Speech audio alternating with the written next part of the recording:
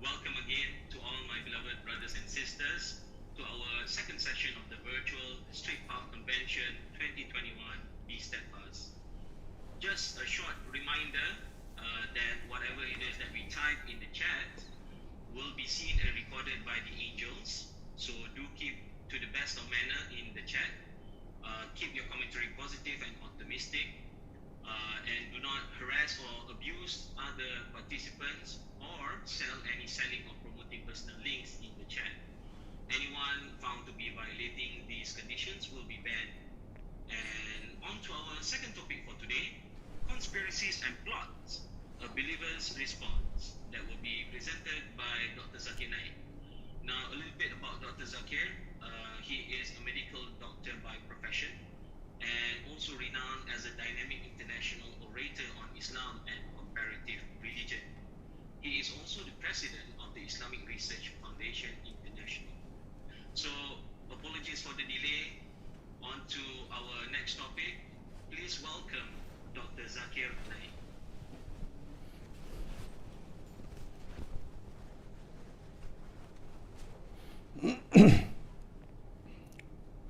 Alhamdulillah. Wassalatu wassalam. Ala Rasulillah wa ala alihi wa sahbihi ajma'in. Amma ba'd. A'udhu billahi minash shaitanir rajim. Bismillahir rahmanir rahim. Wa makaru makarallahu wallahu khairul makirin. Wa yamkuruna wallahu makirin. Wa yamkurullahu wallahu khairul makirin. Rabbi shrah li sadri wa yassir li amri wahlul 'uqdatam min lisani yafqahu qawli. I welcome all the viewers who are attending the Straight Path Convention, as well as the viewers of the Peace TV Network, Peace TV English, Peace TV Urdu, Peace TV Bangla, and Peace TV Chinese, as well as my Facebook and YouTube viewers. I welcome all the viewers with Islamic greetings. Assalamu alaikum wa rahmatullahi wa barakatuh. May peace, mercy, and blessings of Allah subhanahu wa ta'ala, of Almighty God, be on all of you. It is an honor and a pleasure for me to be a part of the Straight Path Convention, and the topic of this evening's talk of mine is conspiracies and plots, a believer's response. This topic was selected by the organizers, and Allah knows best why they chose me to be the speaker of this topic. And they wrote a synopsis of this topic saying that this talk would cover the anti-Islamic, anti-Muslim conspiracies and plots involving the political, up to the socio-cultural, the economic, including the media, our day-to-day life. All of us are involved in these conspiracies. Is it that these conspiracies have come lately, or were they even in the past amongst the Muslims? And let's analyze what should be a believer's response as per the Quran and the authentic Hadith. This was the synopsis that was given to me by the organizers to speak on it. And this topic is apt for today's time. But the time is limited. In 1 hour to cover so many things, it's next to impossible. Inshallah, I will try and speak a few points on as many points that the organizers suggested that I should speak on. And may Allah make it easy for me. And inshallah, I'll try and do whatever justice I can to the topic in the limited time I've got.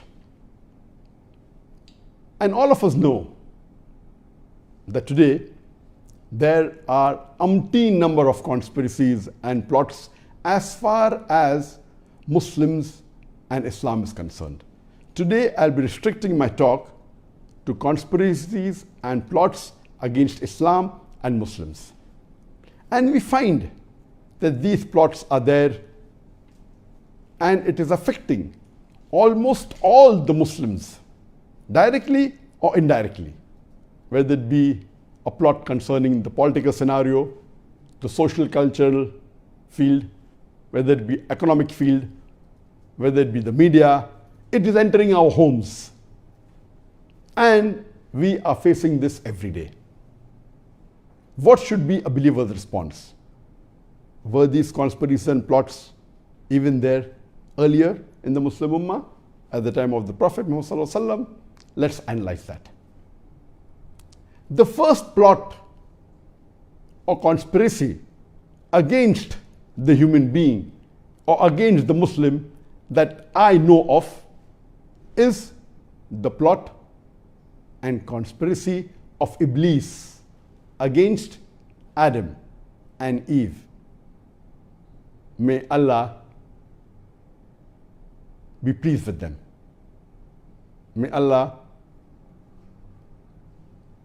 May peace be upon them. And when we read the Quran, from the Quran we come to know that the story of Adam and Eve, may peace be upon them, and the story of Iblis is mentioned in no less than 8 times in the Quran. It is mentioned in Surah Baqarah, chapter number 2, verse number 35 and 36. In Surah Araf, chapter number 7, verse number 22. In Surah Araf, chapter number 7, verse number 27. It's mentioned in Surah Hijr, chapter number 15, verse number 39. In Surah Isra, chapter number 17, verse number 61 to 64. It's mentioned in Surah Kahf, chapter number 18, verse number 50. It's mentioned in Surah Taha, chapter number 20, verse number 120 and 121, as well as in Surah Sad, chapter number 38, verse number 82 and 83. This story of Iblis and Adam, may peace be upon him, and Eve, may peace be upon her, is mentioned in the Quran no less than 8 times. And most of the Muslims, almost all of us know that after Adam, peace be upon him, the first messenger of Allah subhanahu wa ta'ala, the first human being was created, he asked the angels to bow down to him. All bound except Iblis. He was amongst the jinn. And he says that I will not bow. He refuses because he says that the man is made from clay and I am made from fire. And Allah subhanahu wa ta'ala then punishes him. Then after that, Iblis requests Allah subhanahu wa ta'ala to give him respite, to delay his punishment. And he will misguide all the human beings except a few. And Allah agrees and gives him respites, delays his punishment, and says that you will only be able to misguide those who are not my servants. As for my servants, you will not be able to misguide them. And later on, Allah subhanahu wa ta'ala puts Adam and Eve, peace be upon them, in Jannah and tells them, you can eat of all these bounties, but keep away from this tree. And he says that Satan is an avowed enemy to you. Later on, the Satan plans, he plots, he conspires, and he whispers to Adam and Eve, may peace be upon them. And he tells them, do you know why the Lord has told you not to eat from this tree? Because if you eat, you will become like the angels. You will not die. You will have eternal kingdom. And he says, believe me, I am your well-wisher. And Adam and Eve, they believe in the Satan, unfortunately. And after they eat from that tree, they realize their nakedness and the shamefacedness. And they cover with the leaves of the trees the private parts, their nakedness. And Allah subhanahu wa ta'ala tells them, did I not tell you to keep away from the tree? Did I not tell you that the Satan is an avowed enemy to you? And he puts both of them into the earth and says, you live your life, part of it, in the earth. And we know that story. So this was the first plot, the first conspiracy that I know of that was against humankind, against the first messenger of Allah subhanahu wa ta'ala. If you read the Quran, there are hundreds of verses which speak about conspiracies and plots, umpteen number. Time will not permit us to discuss them. I will just mention the references of those verses in which particularly the word plot is mentioned and planning is mentioned. And Allah mentions this in the Quran, in Surah Imran, chapter number 3, verse number 54.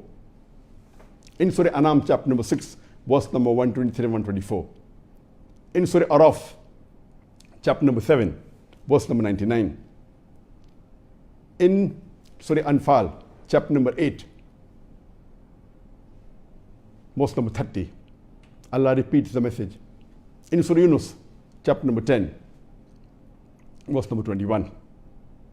In Surah Rod, chapter number 13, verse number 33. In Surah Rod, chapter number 13, verse number 42. In Surah Ibrahim, chapter number 14, verse number 46. In Surah Nahl, chapter number 16, verse number 26. In Surah Namal, chapter number 27, verse number 50 and 51. In Surah Fatir, chapter number 35, verse number 10, as well as in Surah Fatir, chapter number 35, verse number 43. In no less than 12 places, Allah uses the word in the Quran as plotting, called a makr, or close to it. And I started my talk by quoting two verses of the glorious Quran. The first one was from Surah Al-Imran, chapter number 3, verse number 54, where Allah says, وَمَكَرُوا وَمَكَرَ اللَّهُ وَاللَّهُ خَيْرُ الْمَاكِرِينَ. They, the unbelievers, plotted and planned. Allah too planned. The best of planners is Allah. Allah repeats exactly a similar message in Surah Anfal, chapter number 8, verse number 30, where Allah says, وَيَمْكُرُونَ وَيَمْكُرُ اللَّهُ وَاللَّهُ خَيْرُ الْمَاكِرِينَ. They, the unbelievers, plot and plan. Allah too plans. The best of planners is Allah. These two verses, Allah says that Allah is the best of planner. And again Allah says in Surah Rod, chapter number 13, verse 42, that Allah is a master planner. And Allah says in Surah Namal, chapter number 27, verse number 50 and 51, that they plan and plot, we too plan. If you read the context of these verses, amongst these 12 verses, these four are more relevant. In brief, I will tell you the context because of shortage of time. In the first verse, in Surah Imran chapter 3, verse number 54, where Allah says, Makaru makarallah wallahu khairul makirin, that they planned and plotted. Allah too planned. The best of planners is Allah. If you read the context and if you read the tafsir of Ibn Qasir, it says that the enemies of Isa alayhi salam, they plotted and conspired against him. They go and tell the king that Isa alayhi salam is claiming to be God, he's speaking against you, he's telling the people not to obey you, and the king gets angry and he sends his soldiers to arrest and kill Isa alayhi salam. At the last moment, according to Ibn Qasir, one of the Mufassirin says that someone else, a lookalike, like Isa alayhi salam, was replaced and he was crucified. But what does the Quran say? Quran says in Surah Nisa, chapter number 4, verse number 157, that وَقَوْلِهِمْ إِنَّ قَتَلَّ الْمَسِيُّ إِيسَى ibn Maryam Rasulullah. They said in both the Jews that we killed Jesus, the son of Mary, the messenger of Allah. وَمَا قَتَلُوهُ وَمَا صَلَبُوهُ. They killed him not, neither did they crucify him.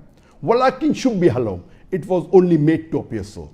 And all those who differ are full of doubts. إِلَّا تِبَا zan, with only conjectures to follow. وَمَا قَتُلُوهُ يَقِينًا. For they surely killed him not. From this verse of the Quran we come to know that Jesus Christ, peace be upon him, was not killed, he was not crucified, it was only made to appear so. So one of the Mufassirin, according to Ibn Qasir, says that in his place another person was replaced, and according to Gospel of Barnabas, It was Judas.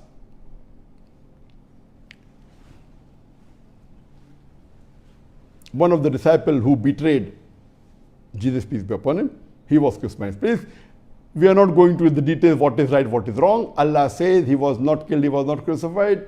It's sufficient for us. Anyone who differs is full of doubts.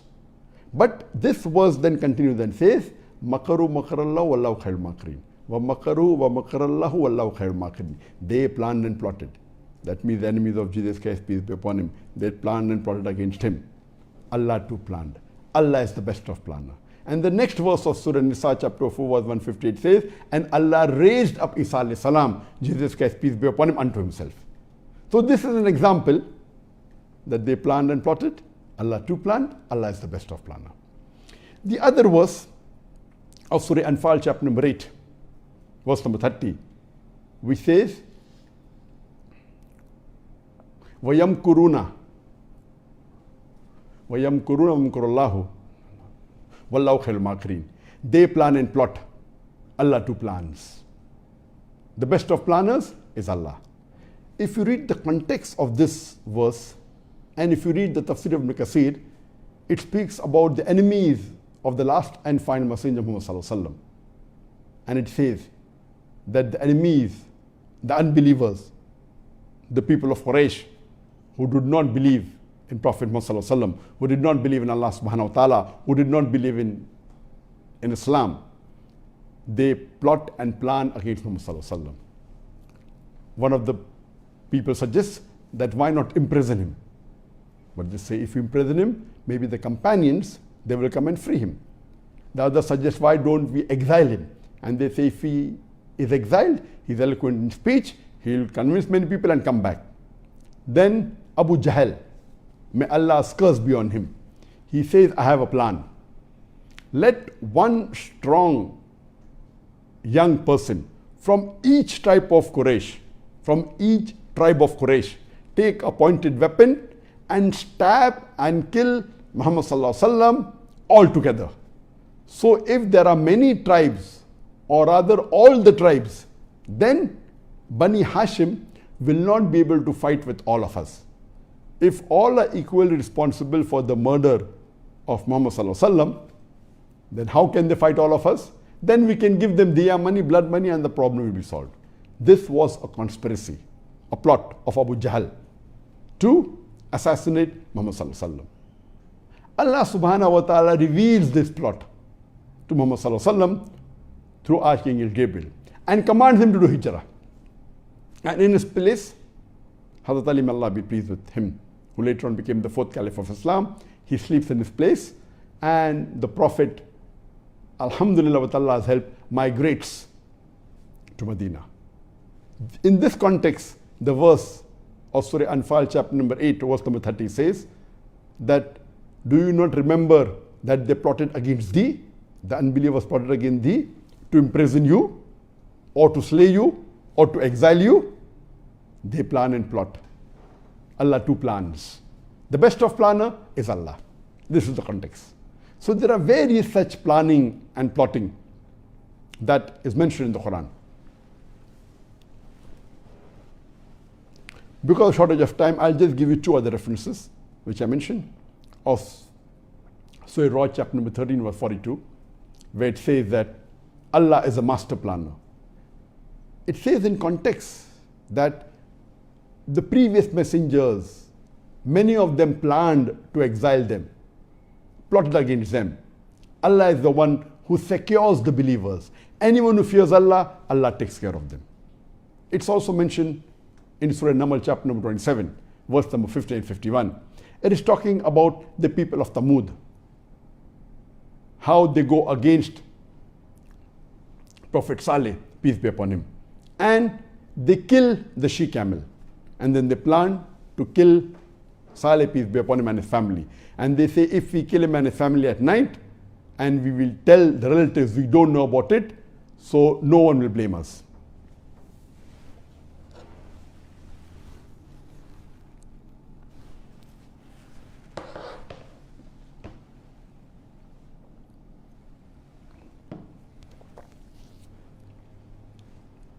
And Prophet Saleh, peace be upon him, He used to go to pray in the rocky track.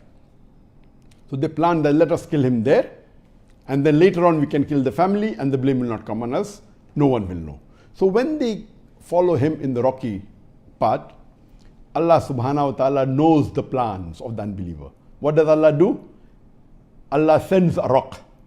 The moment the unbelievers see this rock coming towards them, to prevent them from being crushed by this rock, they enter a cave. And that rock comes and blocks the opening of the cave, and they're sealed inside forever. And later on, Allah subhanahu wa ta'ala, He destroys all the unbelievers. This is the context of Surah Naml, chapter number 27, verse number 50-51. Time will not permit us to go more into details of all the plots. This was just a sample of some of the plots and conspiracies. So what we understand from this, that plots and conspiracies against the believer is from day one, from the first human being on the face of the earth. It was against our great grandparents, Adam and Eve, peace be upon them. Coming down, almost all the prophets, the unbelievers plotted and planned against them. They conspired against them. And we have the example of the last and final messenger, Prophet Muhammad sallallahu alaihi wasallam. Coming to this day, time will not permit us to talk about all these conspiracies and plots, but as I mentioned in the beginning of my talk, that almost all the Muslims, they are directly or indirectly affected or involved by these plots and conspiracies against Islam and Muslims.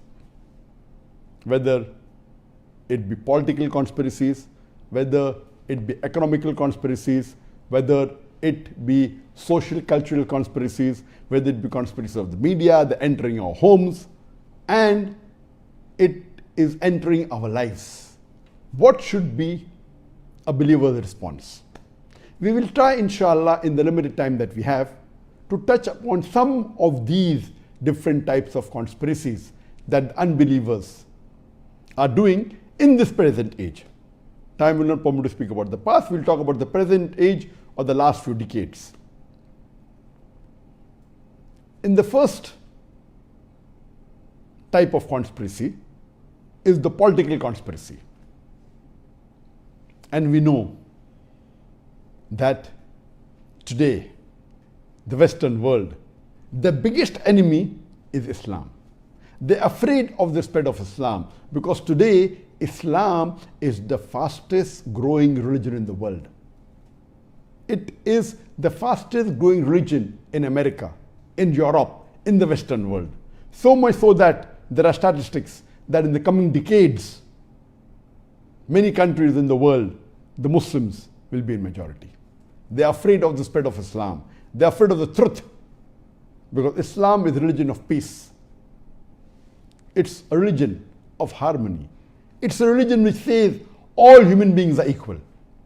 It's a religion which speaks about human rights, about women's rights, which unfortunately is not agreed upon by the Western world. The Western world speaks about human rights, speaks about women's rights, but all of these are actually not talking and not giving the true rights to the human beings. According to me, the maximum human rights violation that is done in any country, it's in USA. They talk about human rights. They say that they're champions of human rights, of women's rights. But unfortunately, the reality is that the maximum violation of human rights against the blacks, against the non-whites in America, in USA, you can give a talk on that. As far as the political conspiracy is concerned, I'll just give a reference of what happened about a century ago. The main conspiracy was to abolish the caliphate of Islam, the Khilafat of Islam. And this was done about 100 years back. And the best way they could do is to divide and rule. Time will not permit me to go into the history. Many of you may be aware of it, how they did it, how they saw to it that they divided the Muslims. And they were successful with the help of certain unpious Muslims or namesake Muslims in abolishing the Khilafat. And this was done in 1923. And we know that the last caliphate or the last Khilafat, the Osmani Khilafat, was in Turkey, and unfortunately it was abolished in 1923. But naturally there were some of so-called Muslims who joined hands with the enemies of Islam, and they said that we'll abolish it, and they gave in writing that for 100 years we will not claim it back. And the big empire of Islam, of Muslims, which was so strong, which people feared, it collapsed. Coming down to the present times, we have today various political conspiracy. The Western world, when they talk about democracy, they see to it that somehow or the other, today the world has 57 countries in which Muslims are in majority. Whether they're 100% or 95% or 90% or 80% or 60%, 57 countries in the world today out of more than 200 countries, 195 are registered with the UNO, with the United Nations, but there are more than 200 countries. Out of this, 57 countries have majority Muslims living in it. Whenever the enemies of Islam, when they find out that any Muslim country is following Quran and Sunnah strictly, they see to it that they create a fitna in that country. They create a conspiracy, they make a plot, and they see to it that they topple this government. And we know today in our ummah, all the so-called Muslims are not practicing Muslim. And there are bound to be two types of Muslim, a practicing Muslim and a non-practicing Muslim. So what they do, the enemies of Islam, they support the non-practicing Muslims and they let them come in power. There are many instances that we know in the past few decades in Muslim countries when there were proper elections, democratically, those party which are following Quran and Sunnah more closely, they won. But what do? After they win, within a few months or within a couple of years, there is a coup. I don't have to name the countries in the past couple of decades in which the people who won, they were Islamic, they were close to Quran and Sunnah, but somehow or the other, these enemies of Islam, they gather together, they support the so-called secular Muslims, the so-called namesake Muslims, and they topple the government. I don't have to take the names of this government. Alhamdulillah, the last attempt that they did a few years back in Turkey, that failed. And Alhamdulillah, Allah's help was there, that they were not able to topple the government of Tayyip Erdogan. That's one example where they failed, and surely it was Allah's help. So these are political conspiracies done by the enemies of Islam. We will, inshallah, come to the solution.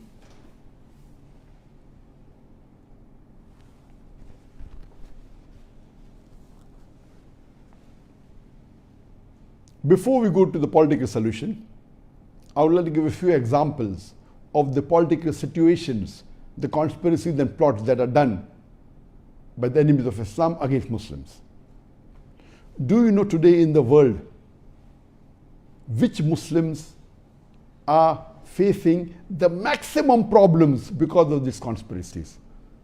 Can you name me which Muslims in the world today, because of the political conspiracies, are facing the maximum turmoil, maximum problems, maximum challenges? Can you guess? According to me, the Muslims today, that are facing the maximum problems and turmoil and challenges and difficulties are the Uyghur Muslims in China, in Xinjiang, also pronounced as Uyghur. There are two types of pronunciation, Uyghur Muslims or Uyghur Muslims. And from history we learn that in the mid of the 19th century, when many countries attacked Turkey, many parts of Turkey were taken over, some were by Russia, some part from China, and this Xinjiang area, the Chinese, they took it over from Turkey. That's the reason it is also called as Turkestan, East Turkestan. So originally it was part of Turkey, the Chinese, they captured it, and you can look by the way they look, the Xinjiang Chinese, you can make the difference. There are two types of Muslims in China. One is the Han Muslims and one is the Xinjiang, the Chinese Muslims known as Uyghur Muslims or Uyghur Muslims. All Muslims are facing problem, but the Han Muslims comparatively are facing less problem as compared to the Uyghur Muslims. Today, according to reports of the non-Muslim organizations, many UN reports and human rights organizations, they tell us that the Muslims in Xinjiang, the Chinese Muslims, the Uyghur Muslims, the Uyghur Muslims, many of them are not allowed to offer salah. They aren't allowed to read the Quran. They aren't allowed to fast. They are forcefully given food during Ramadan. Some of them are also forced to drink alcohol during the month of Ramadan.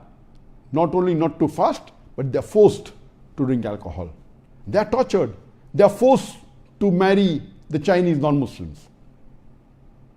They are forced not to learn Arabic as a language.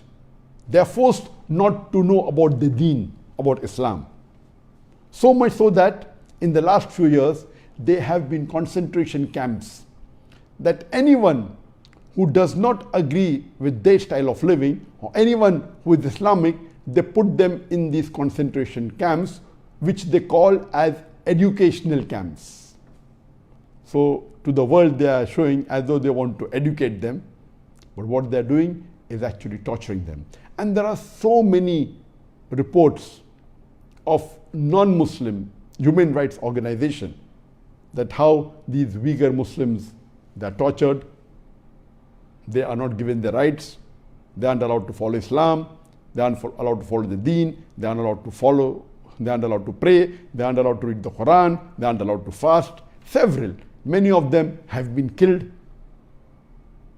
So much so that today the report says there are about 2 million Uyghur Muslims in these concentration camps. This is a conspiracy. And we know that the land that the Chinese took over from Turkey, Allah subhanahu wa ta'ala has made it rich in minerals. Because of that, they want to see to it that the majority in that area no longer are Muslims. They are migrating non-Muslim Chinese there so that they can have full control of that area.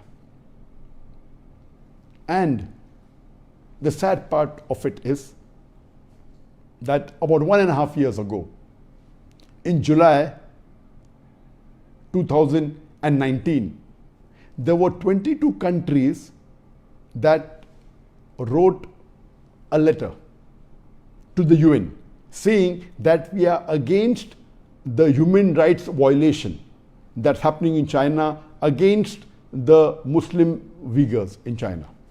22 countries, they objected to the violation of the human rights that's happening in China against the Uyghur Muslim.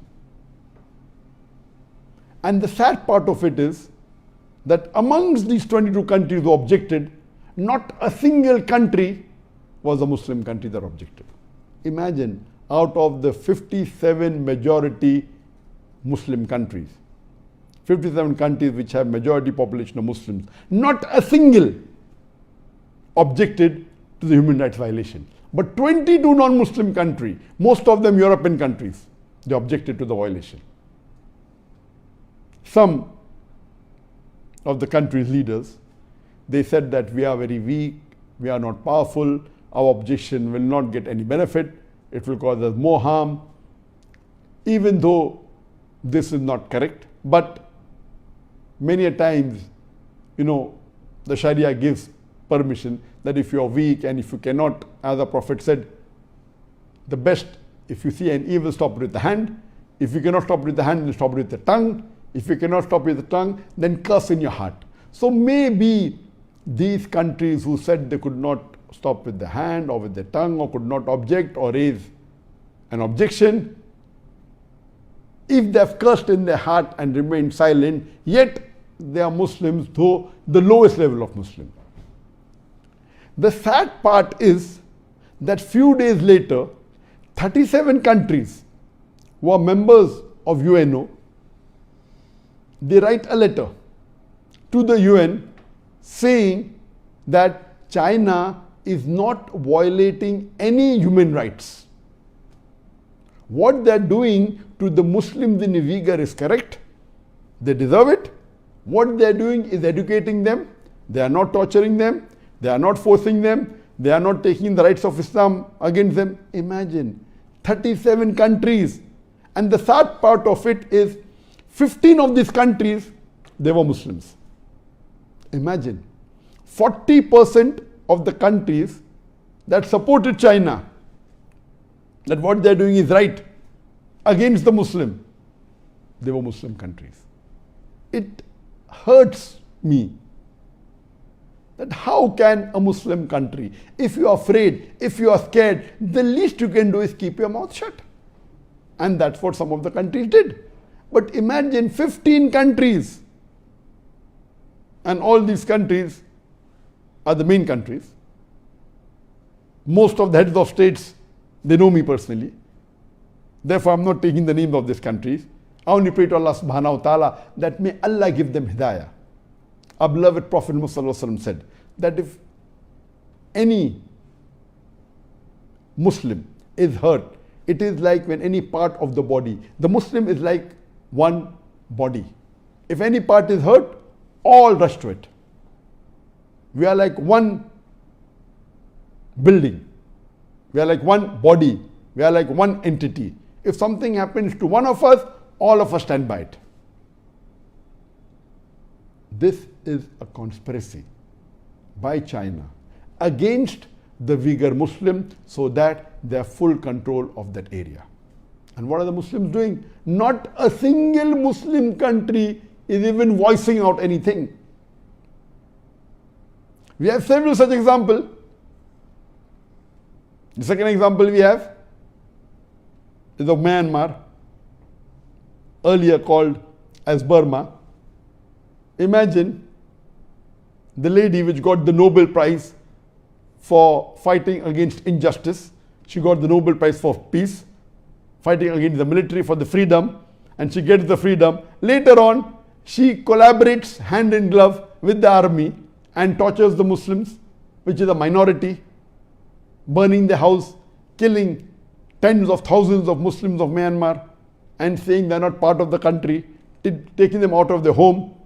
And how many hundreds of thousands have left the country? Millions have left the country, taking refuge in other countries. Many yet are there. And the torture that is done to the Muslims in Myanmar is unbearable. So according to me, the second worst scenario in the political conspiracy is the conspiracy of the Myanmar government against the Muslims of Myanmar to take them out of the country and take their rights of citizenship. And what are the Muslims doing? Hardly one or two countries spoke about it. Hardly. Are we so weak? The third example we have is of Palestine. MashaAllah, as far as Palestine is concerned, the Muslim Ummah was united at least a few years ago. Almost all were united. And we were aware of it, about the torture that happened in Palestine, about the Muslims, how they are living there, the condition, and all of them, most of them have been cornered in the Gaza Strip. We know about it. And we Muslims are united, at least the Arab Muslims. Unfortunately now, the relationship with the enemies of Islam, they want to make it better. And they are giving them the legal right. And though the UN is against the atrocity that is happening to the Muslims in Palestine, there are some Muslim countries supporting Israel. It is a shame. All these conspiracies that is happening, what is the Muslim Ummah doing? Like the example of what's happening in Kashmir. What happened last year? In Kashmir, the new BJP government, which is now hardly about 6-7 years old, when they came to power the first time, they came with a majority. Second time in 2019 when they won, we came with a greater majority. And we know Kashmir, when UK, when the Britishers were ruling India, when they left India, they divided the Muslims into 3 parts. The policy of the Britishers is to divide and rule. The maximum damage done to the Muslim Ummah in the past few centuries is by the Britishers. They were the main people who abolished the Khilafat. The Britishers were the main people who tortured the Muslim in different parts of the world. Then you have the French, you have the American. The list is long. We know in India that Britishers ruled many countries in the world. Many countries, including India. They had no right. They said they came for business, but they enslaved the Indians. And finally, when they were forced to leave, they saw to it that they divided the Muslims. In the Indian subcontinent, the majority of the Muslims that lived in any country in the world, it was the Indian subcontinent. 1/3 of the Muslims all over the world, they live in the Indian subcontinent. The Muslims of the Indian subcontinent today will be more than 600 million. Approximately 1/3 of the Muslim Ummah. And when they went, they divided India into 3 parts. Pakistan, West Pakistan, East Pakistan, now called as Bangladesh, and India. So 1/3 Muslims approximately remain in India, 1/3 went to Pakistan, 1/3 went to East Pakistan. Then they saw to it that there was a fight between East and West Pakistan. Both became enemies. So now you have 3, the Muslims are divided into 3 parts. Muslims in Pakistan, Muslims in India, Muslims in Bangladesh. They have the policy of divide and rule.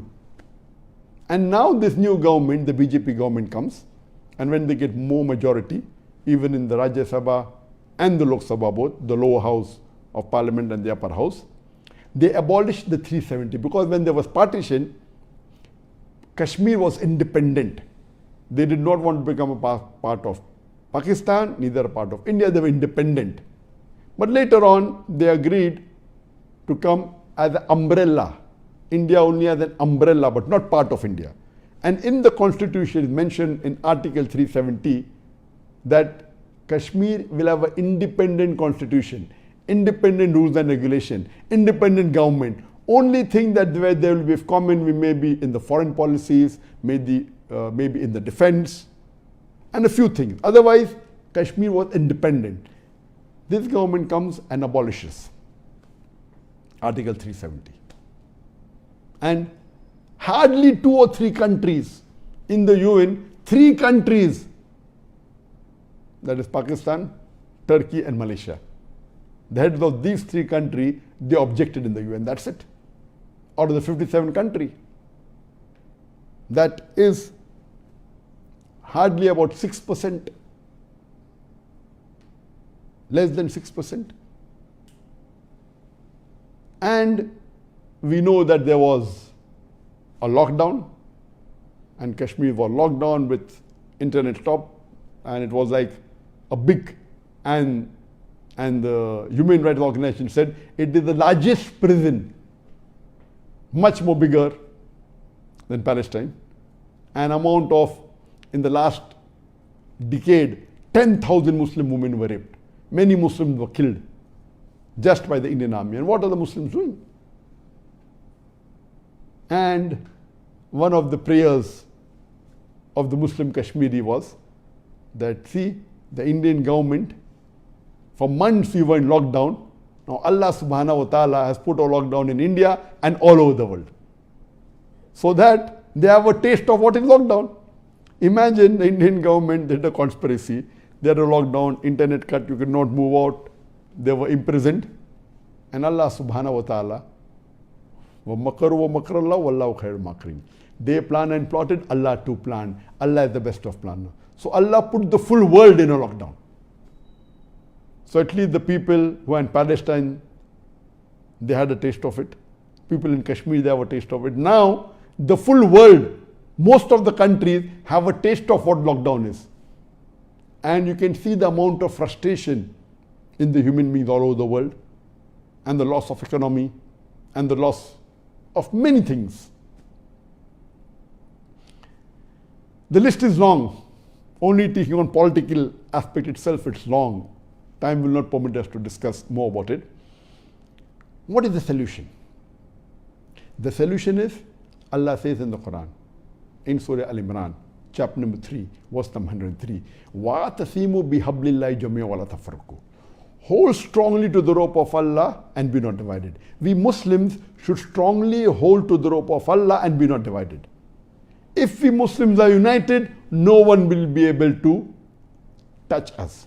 No one will be able to play with us. No one will be able to conspire or plot against us. We know from history that when the Muslims were united, when we had the Caliphate, when we had the Caliphate, the Khilafah was there, even at the weakest time we were strong. And we know after the four Khulafah Rashidin, after Hazrat Umar, may Allah be pleased with him, he expanded the Islamic empire and the Muslims kept on becoming strong. The weakest was the last Caliphate, Osmani Caliphate. That was toward the start of the 20th century, 1900 and 1520. Even at that time, let me give you an example. Even at that time, when the last Khalifa, Sultan Hamid, he was the last functioning Khalifa. There were two other Khalifa, but they didn't have any powers. Even at that time when they were the weakest, we know that there was a play that was planned to start in France. In France, they were going to do a play against the Prophet. When the Sultan came to know, he sent a letter to France, to the French government, that we have heard that you're planning a drama, a play against Prophet Muhammad, peace be upon him. This is not accepted and will not take it down settingly. Immediately the French government, knowing the power of Sultan and the unity of the Muslims, he agreed, and they not only stopped the play, they exiled everyone a part of the play, and many of them went to UK. After a few years, the same play was supposed to be enacted in UK. When Sultan wrote a similar letter to UK, they said, this is not France, we'll continue. Sultan was very angry. He said, you don't know us, my forefathers and the Muslims, we are ready to give our life for the Prophet. And if anything happens after this, you are to be blamed for the consequences. I'll inform all the Muslims in the world what I'm going to do. And Alhamdulillah, immediately that play was even cancelled in UK. Imagine in the early part of the 20th century or later part of the 19th century, at that time when Muslims were so weak, but because we had one caliphate, the strongest country in the world that time was afraid of Muslims. And today, we have the president of France, Macron, putting the caricatures, Nauz Billah, of our beloved Prophet on government buildings, cartoons, humiliating our Prophet, and nobody is opening a mouth. One or two countries here, that's it. Many of the Muslim countries are agreeing this is freedom of speech. What's happened to the Muslim Ummah? So number one solution is that we Muslims should be united. United on the basis of Quran and Sunnah. We should not be divided. What's happening today? Unfortunately, today, most of the Muslim countries, most of them, their godfathers are the non-Muslim countries. I don't have to name them, you know it. Most of the Muslim majority countries in the world, the 57 countries, most of them, if you try and find out who is protecting these Muslim countries, so-called protectors, therefore I'm using the word Godfather, are the non-Muslims. They are dependent on the non-Muslim for their protection. Allah says in the Quran, in Surah Al-Imran, chapter number 3, verse number 28, let the believers take not for friends or protectors the unbelievers rather than the believers. If anyone who does that, there will be no help from Allah whatsoever, except in way of guidance. Allah is saying in Surah Al-Imran, chapter number 3, verse number 28, that let the believers take not for friends and protectors the unbelievers rather than the believers. If anyone who does that, there will be no help whatsoever from Allah, except for way of guidance. And there are other verses in Surah Ma'idah, etc., which is very clear. Yet we have today that most of the majority of the Muslim countries, their godfathers, inverted commas, are non-Muslims. Why? That's the reason it is easy for our enemies of Islam to control the Muslims of the world. Very easy. Very easy to control them. What do they do? As I told you, if something happens, they support the Muslims which are non-practicing Muslims. If the practicing Muslims come into power, they do a coup. If it's not a democratic country, they see to it that they take care of the king, of the sheikh, of the Muslim country. And as long as they follow the agenda, they will be on the chair. They are controlling the Muslim world because we aren't united. Why should a Muslim country buy arms and ammunition from a non-Muslim country? There are Muslim countries which are making arms and ammunition. There is Turkey. There is Pakistan. I know they are not number one in the world. Turkey is the 9th most powerful country as far as arms and military is concerned. Pakistan is number 10. Not bad. If we are united, all the Muslims, today Muslims are more than 25%, more than 2 billion Muslims are in the world today. Out of 7.8 billion Muslims, out of 7.8 billion human beings in the world today, more than 2 billion are Muslims. Percentage-wise, we are more than 25%. Yet some of the heads of state, they say Muslims are 1.6 billion. Where do they get the statistics from? How can a head of a country, which is the second, third largest country in the world for Muslims, having the maximum number of Muslims, he is telling that Muslims are 1.6 billion. Where does he get the statistics from? He is quoting statistics of 15, 20 years back. According to the PEW report, Pew report, in 2015, more than 6 years back, Muslims were 1.8 billion. And if you see the percentage of rise of the Muslims, if you calculate that, today in 2021, Muslims are much more than 2 billion in any way. When we are 2 billion, why are you saying 1.6 billion? We are about 26% of the world population. Every fourth human being in the world is a Muslim. Imagine if we are united together, what power will be? What political power we'll have? Fine, you don't want to come under one umbrella as a caliphate, no problem. At least have good relationships. Why are the Muslims fighting with the Muslim countries? Why? It is the Satan, the Iblis, which is whispering and causing the Muslims to fight. And the Satan is using his disciples, that is unbelievers, the kafir, against the Muslims. And we are fighting amongst ourselves. MashaAllah, good thing that happened in just last month, a couple of months back. MashaAllah, the Muslim countries that are fighting, they came together. I'm very happy about it. The few Muslim countries were against each other and they have got together. I'm very happy about it. Whatever said and done, we should see to it that the Muslims should be united. If we are united, if we are politically stable, we will, inshallah, rule the world. No one will. Imagine, today, the president of France is making a mockery of Islam and no one can say a word to him. Shame. One or two people are speaking, that's it. At the time when we were the weakest in the caliphate, one letter is sufficient to put shivers down the spine. Today, the Muslims, Allah subhanahu wa ta'ala has given the Muslims wealth.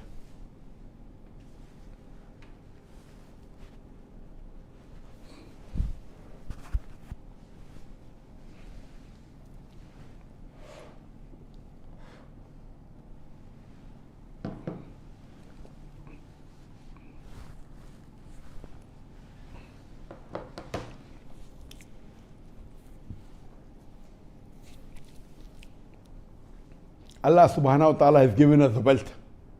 According to me, amongst the top 100 richest men in the world, majority, more than 90-95% will be Muslims. Don't go to the Forbes list. That's only those which own shares. Many Muslims are private.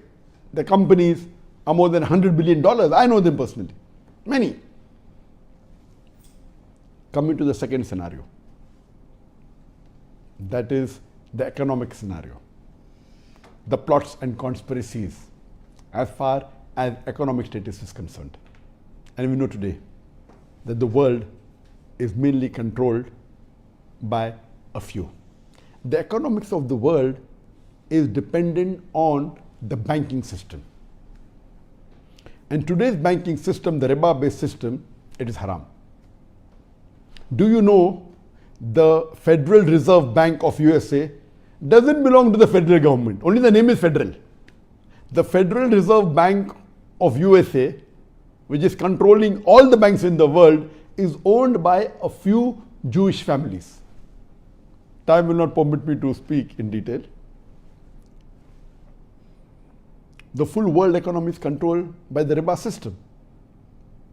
Allah says and speaks about riba no less than 8 different places. The word riba is mentioned in the Quran. And Allah says in the Quran, in Surah Baqarah chapter 2, verse number 278 and 279, if you give up not your demands of riba, take notice of a war from Allah and His Rasul. Riba is a major sin. If you involved in riba, in interest, Allah and His Rasul will wage a war against you. According to Imam al-Dhahabi, he places riba as the 12th major sin. And our beloved Prophet Muhammad said that there are 70 levels of riba. And the lowest level of riba is like doing zina with your mother. It's authentic hadith. The lowest level of riba is like doing zina with your own mother. And today we find the Muslim world, the majority of the Muslim world is also involved in riba. If you stay away from riba, if you stay away from the conventional banking system, you Muslim will become powerful. The full world is controlled by this few Jewish family who own the Federal Reserve Bank. They have the right to increase the interest rate, to decrease the interest rate. They are controlling all the banks. If we Muslims stay away from riba, number one, we will be following Allah's commandment. Number two, Allah and His Rasul will not wage a war against us. Yet a majority of the Muslims are involved in riba. Why?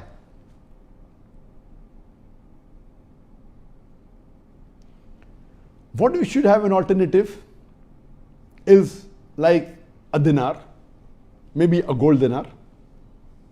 How the European Union have got together and 27 countries have made a union. Why can't we Muslim have a Muslim union? 57 countries.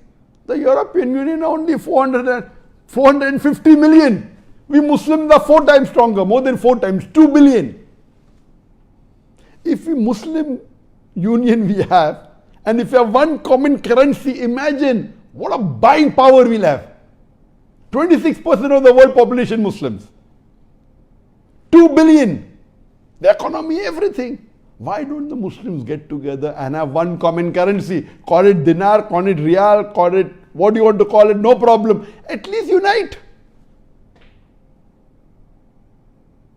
Number one, stop riba. Number two, have common currency. Number three, stop dealing in dollar.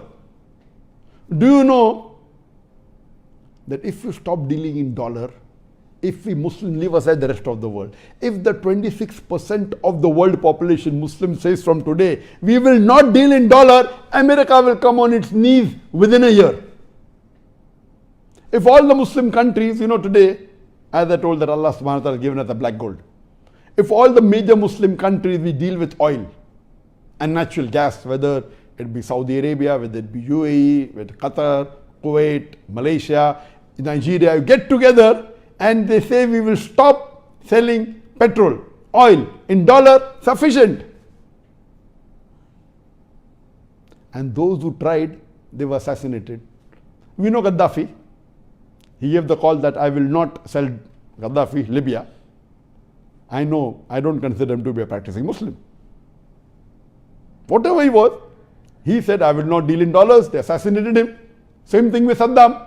Why did they attack Saddam? Conspiracy, weapons of mass destruction. Where are the weapons of mass destruction? These are conspiracy theory to attack Iraq. Only to attack Iraq. And, mashallah, Dr. Mahathir Mohamad of Malaysia, he started a Kuala Lumpur War Tribunal in Kuala Lumpur. And many years before, they had a trial, they had international lawyers, 5 judges, and the judge gave the judgment that if Tony Blair or George Bush sets foot in Malaysia, they'll be arrested. Imagine at least someone had the guts. Therefore, I say Malaysia is one of the best countries. It's not politically controlled by the Western countries. Imagine, they could not implement the different thing, but they passed a resolution that if Tony Blair or George Bush sets foot in Malaysia, they'll be arrested. And they passed the resolution, anyone else wants to sign can sign. Later on, a few years after the Kuala Lumpur Tribunal, we have the Chilcot report, I think 6-7 years before. From UK, Sir John Chilcot, he said that Tony Blair is responsible and George Bush is responsible for killing hundreds of thousands, millions of people in Iraq. There was no evidence of weapons of mass destruction at all. And Tony Blair knew about it. How did he go to war? And the report is long time will not permit. And he said even if Tony Blair, UK would have refused not to take part along with US, the relationship would not have been hampered. Imagine USA, UK along with a couple of other countries, I think it was Australia, some one or two other countries, they attacked a country. And what were the Muslims doing? I'm not a fan of Saddam Hussein. But if you Muslims are united, how dare they touch one of our Muslim brother? What we are doing? We're happy. Okay, this Muslim, he's having competition with me, so I will see till he goes down. So we're happy that a Muslim brother is being attacked, being killed. What's happening? We Muslims should be one united ummah. We may have differences with our Muslim brothers. We may not like him. But how dare somebody else comes and interferes? And we see that. We know that from the seerah of the Sahabas, that when there was a disagreement between the Sahabas, when there was a disagreement between the Sahabas and the Khalifas, with Hazrat Ali, may Allah have mercy on him, may Allah be pleased with him, and Hazrat Aisha, may Allah be pleased with her, whatever said, and then they disagreed. But if someone else came and interfered, they said, you dare interfere between us. This is a personal matter. We see from the seerahs. When the Sahabas differed, they win when they had wars with each other. A third party could not come and interfere, could not support. They would not allow that because this is an internal affair. If we Muslims are united, how dare they come? Imagine, according to that report, they spent $543 million only for making videos, fake videos, to prove that Iraq had weapons of mass destruction. Conspiracy plotting. Economically, because if we Muslims, coming back to my suggestion, have one, all of us unite, and we trade only amongst ourselves preferably. We see to it that if we want to invest somewhere, invest in the Muslim countries for science and technology advancement. We'll be on top of the world. You can trade with non-Muslims. I'm not saying don't do it, but let the union be strong, that we have special consideration for the Muslims. We can trade with non-Muslims, no problem, but number one priority are the Muslims. Imagine if 26% of the world population are together as economically, as trading, as business. How powerful will we be? If we come together, inshallah, no one can touch us. The third, socio-cultural aspect. Socio-culturally, there are many conspiracies. I'll just speak about one or two. One of the conspiracies that to ban the niqab, the face veil. Yes, there are different opinion in the Muslim Ummah whether covering the face is fard or not, but no one can say it is wrong. It's choice. Many say it's fard, some say mustab, no problem. Many countries, including France, face veil is banned. Why? Security problem, this risk is there, this problem.